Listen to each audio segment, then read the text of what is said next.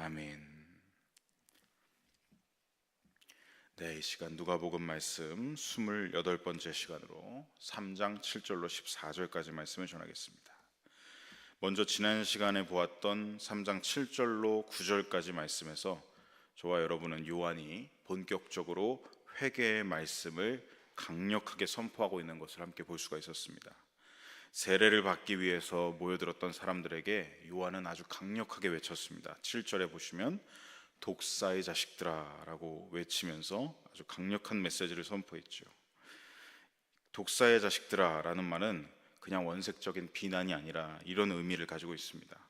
너희 유대인들은 하나님께 속한 자들이 아니라 사단에게 속한 자들이다 라는 의미인 것이죠. 요한이 이 정도로 강하게 말했던 것은 이유가 있는 메시지였습니다. 그들은 어떠했습니까? 유대인들은 우리는 선민이다 라는 의식으로, 우리는 아브라함의 자손이다 라는 의식으로 그렇게 자부하면서 하나님 말씀에 순종하는 삶이 나타나지 않았습니다. 삶의 내용은 없고 신앙의 본질적인 알맹이는 없었고 그저 껍데기만 남아있는, 형식만 남아있는 사람들, 타이틀만 가진 사람들, 입만 살아있던 종교인들이 바로 그 유대인들이었습니다. 그 유대인들의 형식적인 종교 생활을 너희는 독사의 자식들이다 라는 말씀으로 깨뜨리고 있는 것이죠. 그리고 이어서 요한은 8절에서 이렇게 외쳤습니다. 너희들 더 이상 아브라함이 우리 조상이라고 말하지 말아라. 우리는 믿음의 자손들이라고 자부하지 말아라. 그리고 회개에 합당한 열매를 맺으라 라고 말씀을 전했죠. 이것은 또 어떤 의미입니까? 하나님을 믿는다면 믿음의 순종을 보이라. 하나님께로 돌이켰다면 이방인에서 믿음의 사람이 되었다면 삶 속에서 순종의 열매를 맺어라 라는 것이었죠. 아브라함은 어떠했습니까? 하나님이 부르셨을 때 갈 바를 알지 못하지만 믿음으로 순종의 발걸음을 띄었던 사람입니다. 믿음으로 순종해서 믿음의 조상이 되었던, 원래는 이방인이었는데 믿음으로 순종해서 믿음의 조상이 된 사람이죠. 그의 후손이라고 자부하는 너희들도 회개에 합당한 열매, 믿음에 합당한 순종의 삶을 살라는 외침이었던 것이죠. 그러면서 9절에서 가장 무서운 말씀을 전하게 됩니다. 9절에 보면 이미 도끼가 나무 뿌리에 놓여 있다.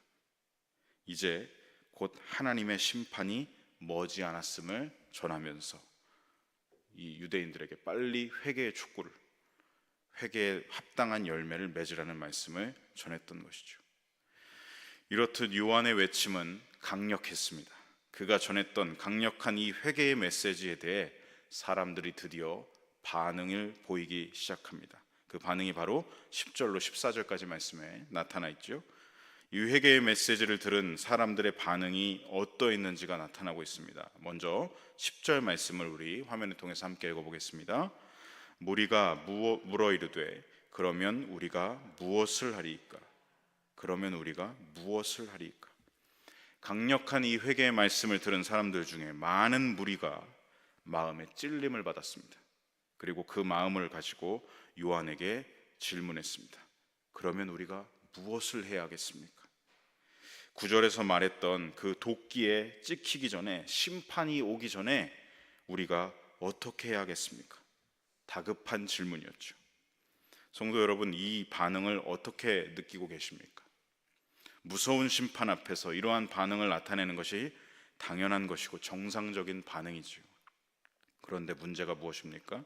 심판과 회개의 말씀을 듣고도 아무런 반응이 나타나지 않는 사람들이 있었을까요? 없었을까요? 더러 있었다라는 것이 큰 문제입니다. 도끼가 나무 뿌리에 놓여 있는데 이 말씀을 듣고도 아무 반응을 나타내지 않는 사람들이 있었다는 것이죠. 세례 요한 당시에도, 예수님 당시에도 그러한 사람들이 있었습니다. 누구였죠?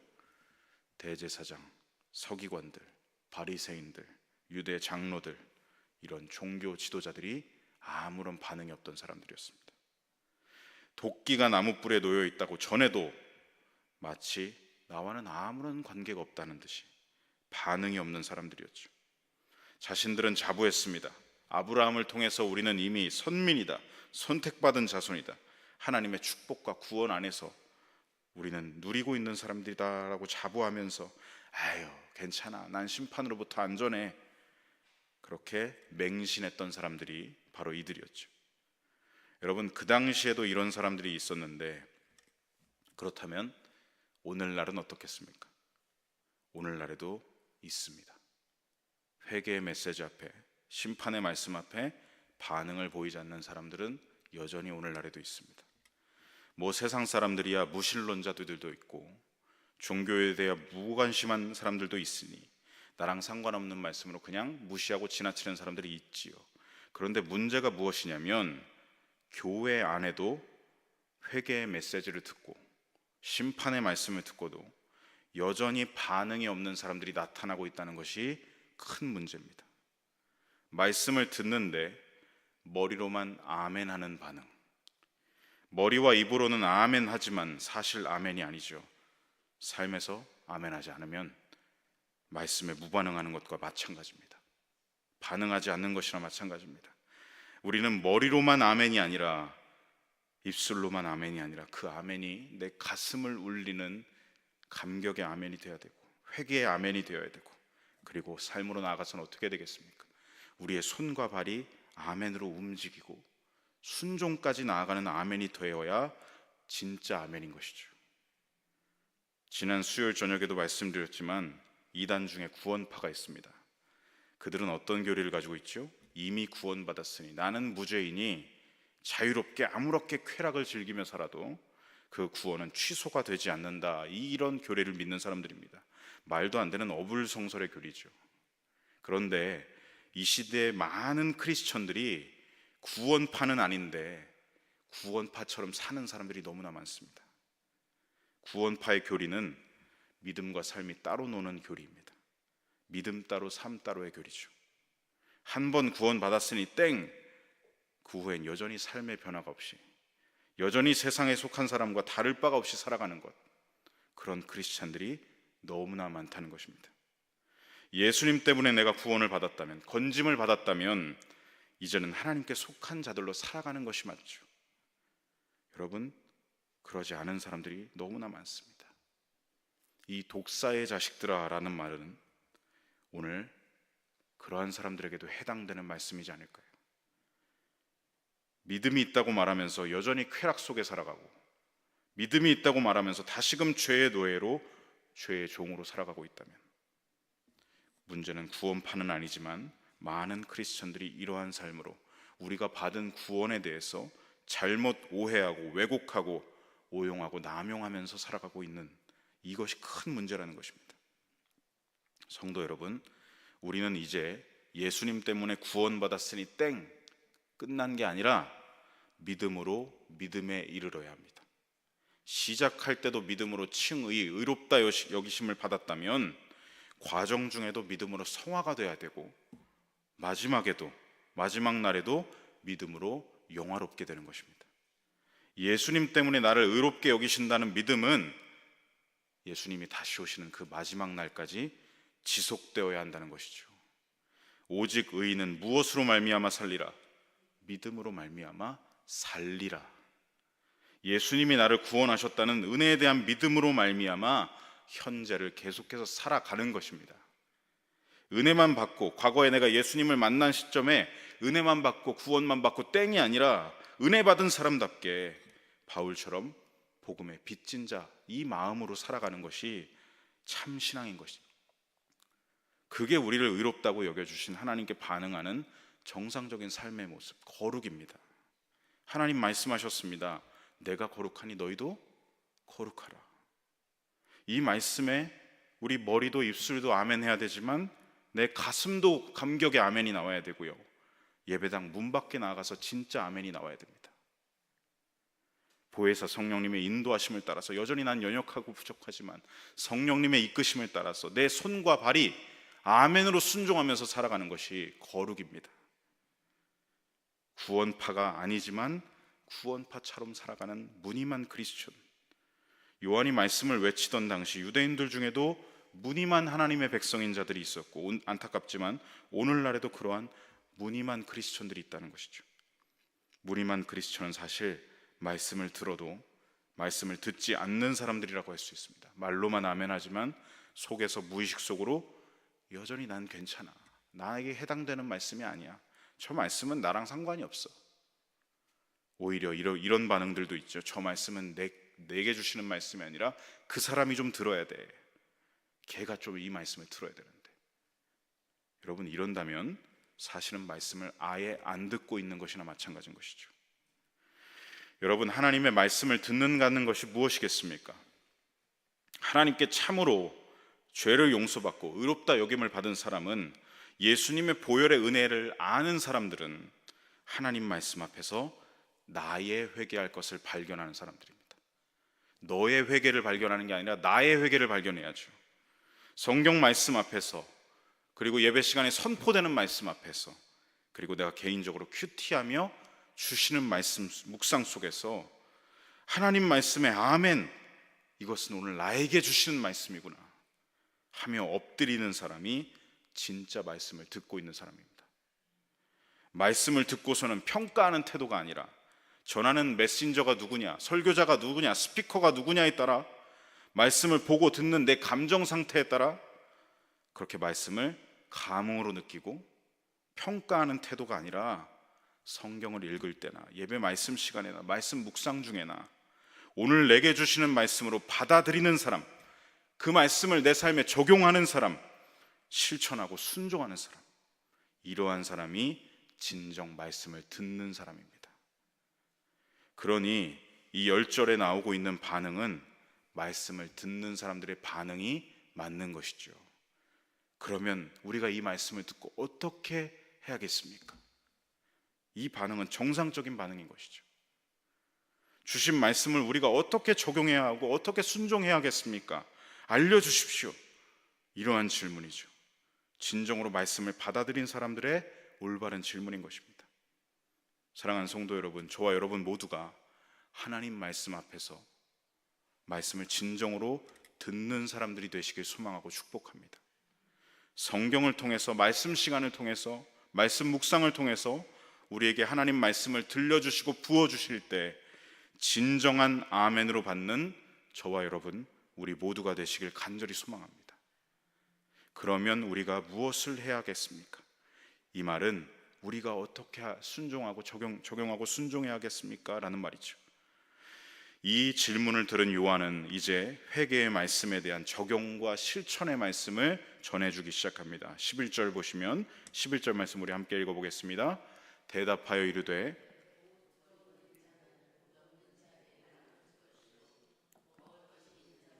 그렇게 할 것이니라 하고. 아멘. 이 말씀을 듣는 누구나 어떻게 하라는 것입니까? 회개가 삶 속에서 구체화될 수 있도록 하라는 것입니다. 회개에 합당한 열매를 맺으라. 곧 너의 삶을 나누어 주어라라는 것이죠. 아마 이 당시 요한에게 모여든 사람들 중에는 경제적으로 가난한 사람들도 있었을 것이고, 중산층의 사람들도 있었을 것이고, 부자인 사람들도 있었을 것입니다. 하지만 모여든 대부분 역시 어떤 사람들이 많았겠습니까? 가난한 사람들의 비율이 훨씬 많았겠죠. 그런데 지금 요한은 모여든 사람들의 어떤 경제적인 수준을 고려해서 말하고 있지 않습니다. 그것이 참 특별하죠. 경제적인 수준을 구분해서 너는 이렇게 살아야 되고 너는 이렇게 살아야 되고 너는 이렇게 살아야 돼, 이런 말이 아니라 모든 사람에 대해서 공통적인 적용점을 지금 제시하고 있는 것입니다. 그게 바로 11절 말씀인 것이죠. 듣는 모두가 적용하고 모두가 실천해야 한다는 말입니다. 옷 2벌 있는 자는 옷이 아예 없는 자에게 삶을 나눠야 된다. 먹을 것이 있는 자도 그렇게 해야 된다. 여러분, 옷 2벌 가진 사람 넉넉한 사람입니까? 먹을 것 2개 가지고 있는 사람 넉넉한 사람이겠습니까? 넉넉하지 않죠, 세상적으로 봤을 때. 하지만 요한은 지금 말하고 있는 것입니다.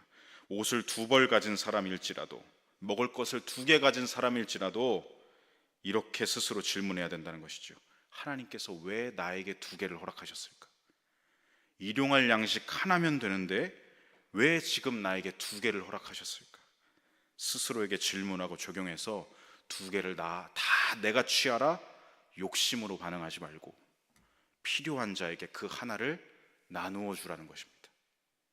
누구든지 자신에게 꼭 필요한 것, 일용할 양식 외에 나보다 더 가진 것이 있는 사람이라면 나보다 더 가난한 사람들, 하나도 받지 못한 사람들에게 두 개 중 하나를 나누어 주라는 것이죠. 이건 경제적인 수준에 따라서 지금 나누어서 말하는 게 아닙니다. 모든 사람들에게 공통적인 말씀인 것이죠. 여러분, 나보다 더 어려운 사람 우리 주변에 분명히 있습니다. 입에 풀칠하는 것조차 어려운 사람들에게 나에게 더 허락하신 만큼, 나에게 주신 사랑만큼 그 사랑을 나누어 주라는 말씀인 것이죠. 여러분, 지금 지구상을 보시면 지구상에서 어디는 음식물 쓰레기가 넘쳐나서 문제고, 어디는 지금 먹지 못해서, 지금도 여전히 먹지 못해서 영양실조로 배가 이렇게 복수가 차올라서 죽어가는 어린이들이 있습니다. 이게 왜 이런 문제가 나타나겠습니까? 어디는 너무 잘 먹다 못해서 초과가 되어서 음식물 쓰레기가 넘쳐나고, 어디는 굶어 죽어가고 있고, 왜 이런 문제가 일어나고 있겠습니까? 하나님이 허락하시고 주신 것이 있는데 그걸 자기 욕심으로 남용하기 때문에, 내 것으로 취하는 데만 눈이 돌아가 있기 때문에, 흘려보내지 않기 때문에 지구상에 지금 이런 문제가 발생하는 것이죠. 두 개를 받은 사람들이 하나도 받지 못한 사람들에게 나누지 않기 때문에 이런 문제가 발생하는 겁니다. 하나님께서 여러분 우리에게 두 개를 주셨다면 이유가 있는 겁니다. 이제는 내 욕심, 내 배 채우는 데만 돌아가는 게 아니라, 눈이 돌아가는 게 아니라 하나도 가지지 못한 사람들에게 눈길을 돌려야 되는 것이죠. 그것이 여러분 하나님께서 우리를 통해서 일하는 방식입니다. 선진국들을 통해서 후진국들을 도우라는 말씀인 것이죠. 저와 여러분은 더 얻고 가지려는 욕심이 아니라 내가 받은 두 개 중 하나를 하나도 가지지 못한 영혼들에게 나누는 삶을 살아가야 할 줄로 믿습니다. 여러분, 언제나 욕심으로 살아가지 마시고 하나님의 눈이 되시고 하나님의 손과 발이 되어서 나눔이 필요한 사람들을 찾고 나누는 저와 여러분 되시기를 소망하고 축복합니다. 이어서 12절로 14절에 보시면 회개의 말씀을 들은 사람들 중에서 세리들도 있었고 군인들도 있었다라는 것을 알 수가 있죠.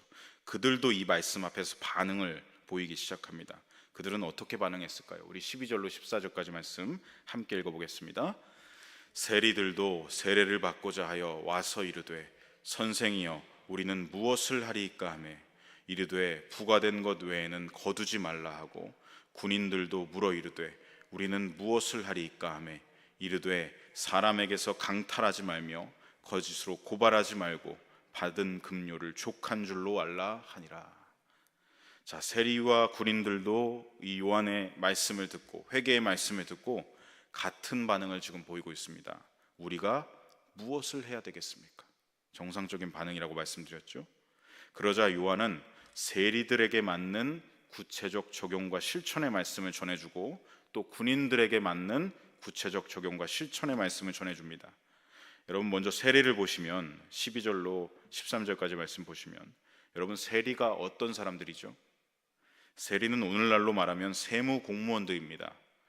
그런데 그 당시 유다인들에게 세리는 어떤 사람들로 여겨졌냐면 동족들의 피를 빨아먹는 친로마파가 되어서 동족들의 혈세를 빨아먹는 더러운 죄인들로 여겨졌던 사람들이 세리였습니다.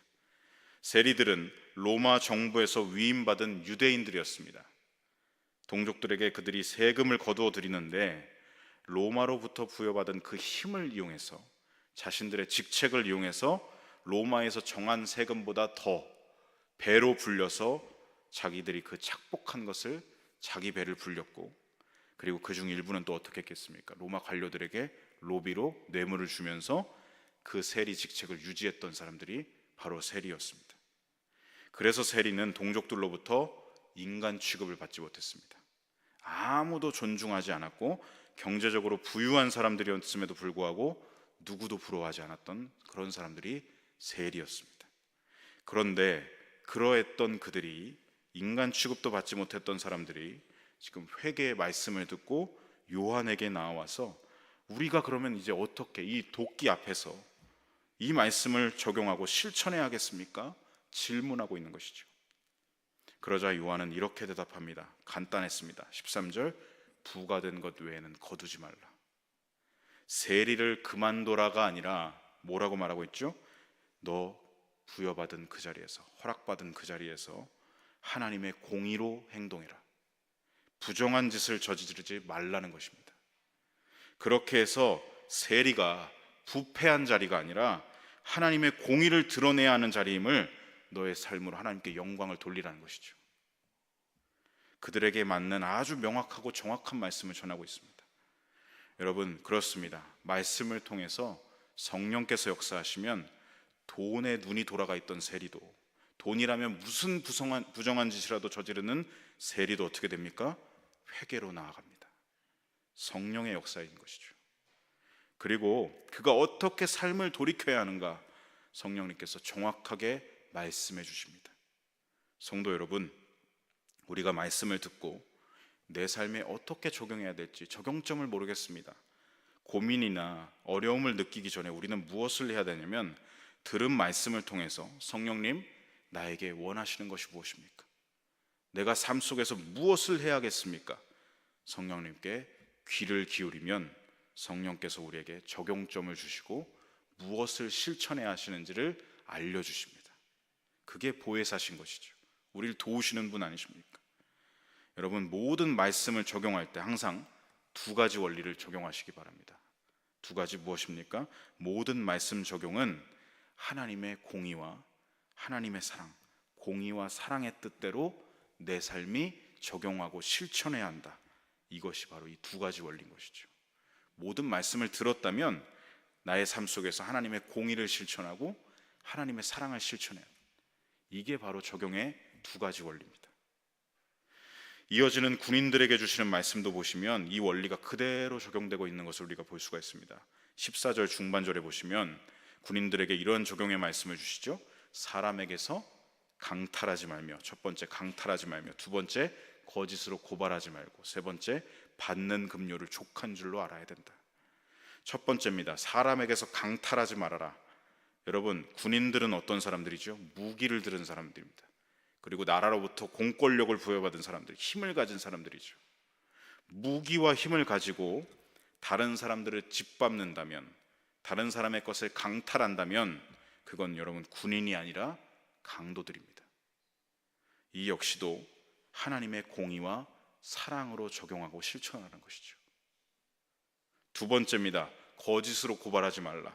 이게 무슨 말이냐면, 당시 군인들은 사람들에게 협박을 하는데, 협박을 해서 그 사람이 가진 것을 강탈하는데 어떤 협박을 했냐면, 너 나보다 높은 사람들한테 가서 고발할 거야. 아무 잘못이 없는데 돈을 갈취하기 위해서 나보다 높은 사람에게 가서 너를 고발해 버릴 거야. 거짓으로 협박을 했습니다. 그런 일들이 다반사였다고 합니다. 공권력을 가지고 지켜야 될 사람들, 백성을 지켜야 될 사람들이 군인들인데 공권력을 가지고 협박을 해서 강탈하는 짓을 벌이면 어떻게 보면 강도보다도 더 못된 사람들인 것이죠. 더한 짓을 했던 것입니다. 그러니 이 적용점도 무엇입니까? 거짓으로 고발하지 말라. 여기에도 하나님의 공의와 사랑대로 행동해라 라는 적용점이 있는 것입니다. 군인들에게 주어진 공권력을 오용하거나 남용하지 말라. 하나님의 공의를, 사랑을 기억하라는 것이죠. 세 번째입니다. 받는 급료에 만족하라. 그들은 받는 급료에, 나라로부터 받는 급료에 만족할 줄을 몰랐습니다. 그래서 더 욕심을 내었기 때문에 공권력으로 강도짓을 벌였던 것이죠. 이것이 사실 그들이 범죄했던 그 원인이 되는 마음이라고 할 수 있습니다. 그 마음부터 바로잡으라라는 것이죠. 네가 버는 돈에 만족하는 삶을 살아라. 여러분, 만약 내가 버는 돈에 만족하지 못하면 어떻게 되겠습니까? 저는 이렇게 표현하고 싶습니다. 돈은 내가 사용해야 되는 거죠. 돈은 도구인데 내가 버는 돈에 만족하지 못하면 돈을 내 머리 꼭대기 위로 올려놓습니다. 욕심이 내 머리 꼭대기 위로 올라가서 욕심이 시키는 대로 살게 되죠. 여러분, 돈은 도구이지 내 주인이 아닙니다. 내 주인은 누구뿐입니까? 하나님뿐이시죠. 돈이 우리 삶의 주인이 아닙니다. 위치 설정을 우리가 자꾸 바꾼다는 겁니다. 돈은 도구인데 자꾸 내 머리 꼭대기 위로 올려놓고 만족하지 못하면서 욕심이 하라는 대로 사는 것이죠. 돈의 노예가 되어서 돈이 시키는 대로 어떻게든 부정한 방법을 써서라도 돈을 얻으려고 합니다. 결국 그러다가 다른 사람의 것을 이 군인들처럼 갈취하고 강탈하는 이런 범죄까지 나아가는 것이죠. 성도 여러분, 돈의 노예가 되지 마시고 언제나 하나님께서 주신 일용할 것에 만족하면서 돈은 도구로 사용하시기 바랍니다. 돈이 내 머리 꼭대기 위에 올라가는 순간 결국 사람은 돈이 시키는 대로 살게 됩니다. 욕심이 시키는 대로 부정한 방법에 손을 댈 수밖에 없습니다. 부정한 수입을 위해서 자기 영혼을 만몬에게 팔아 넘겨서는 안 되겠지요. 이것이 오늘 주시는 말씀들입니다. 말씀을 마무리합니다. 성도 여러분, 하나님의 말씀을 듣고도 삶의 변화가 일어나지 않는다면 소망이 없습니다. 왜냐하면 9절 말씀처럼 도끼가 지금 심판이 나무뿔에 놓여져 있기 때문에 말씀을 듣고도 아무런 변화가 일어나지 않는다면, 한 귀로 듣고 그냥 한 귀로 흘려버린다면, 삶에서 아멘하지 않는다면 아무 소망이 없는 것이죠. 말씀을 듣고 무시하거나 삶을 고치려는 질문과 시도조차 우리가 하지 않는다면 이미 우리도 도끼가 놓여있는 삶을 살아가고 있는 것입니다. 요한이 전한 회개의 말씀을 들은 오늘 본문에 나타난 사람들의 반응, 우리가 그럼 어떻게 해야 되겠습니까? 이 반응을 기억하시기 바랍니다. 우리도 똑같이 반응해야 되죠. 하나님 말씀을 들었습니다. 제가 무엇을 고쳐야겠습니까, 성령님? 제가 무엇을 돌이켜야겠습니까, 성령님? 제가 어떻게 순종하야겠습니까, 성령님? 이렇게 반드시 질문하고 적용하고 실천하면서 순종으로 나아가는 것이 믿음에 합당한 삶을 살아가는 그리스도인입니다. 말씀을 적용할 때는 항상 하나님의 공의와 사랑으로 실천하는 방향, 그것을 적용하는 원리도 늘 기억하시기 바랍니다. 그래서 믿음 따로 삶 따로 격리시키는 구원파처럼 살아가는 무림한 그리스도인들이 아니라 어떻게 살아가야 되죠? 믿음으로 말미암아 살아가는 순종하는 참된 그리스도인, 그러한 저와 여러분의 삶이 되시기를 간절히 소망하고